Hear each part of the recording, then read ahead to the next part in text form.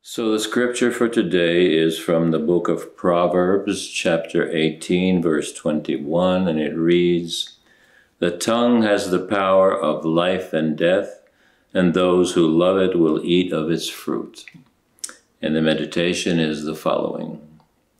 St. James indicates to us the terrible influence and power of the human tongue, this small member whose actions are so great and immeasurable, as he says in his epistle, chapter 3, verses 5 to 6. He warns us of the dangerous consequences of an evil tongue, which ignites and poisons everything around itself. And in the above proverb, it says that both life and death are, so to speak, in the power of the human tongue. In creating man in his image and likeness and breathing his immortal spirit of life into him, God raised him above dumb creatures, giving him a mind and heart, and in order to give expression to them, the Lord gave man a tongue, the instrument of the word.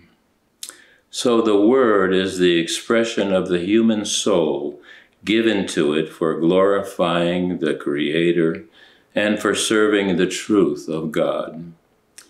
But in life, the human tongue often, almost constantly, facilitates anger, lies, slander, and blasphemy. The tongue inflicts wounds, sows enmity, kills in a manner worse than a sharp sword, and poisons more reliably than a deadly poison. The tongue acts like a hidden enemy, secretly and invisibly. It is hard to protect oneself from it, and hard to prevent the blow inflicted by it. It is often difficult, even impossible, to find the source of an evil and inexorably cruel word, and to trace and guess where it came from. How much evil, how much suffering, how many murders, worse than physical death, were committed by the tongue. How many evil seeds were sown by it. All of this is impossible to calculate. These lethal fruits seem to continue to eternity. Especially merciless and terrible in its consequences is a word denying faith, a word which is immoral and dirty, which is reflected in the young receptive soul of a child or young person. Such a word kills what is most precious, what is most beautiful in life, silences the embryonic good seed of God, destroys the budding flower, and darkens the clear morning rays of the young soul. Often in a fit of anger or irritation, under the influence of doubt or personal disappointment, we thoughtlessly say, without evil intent, in the presence of a child, a word which expresses the state of our soul. We will pass by and forget about this, but the impressionable young soul will remember it and incorporate this godless, evil, and cold word, and imperceptibly be poisoned by it. It is especially painful to think that this evil develops and grows between people who carry the name of Christ and call each other brothers.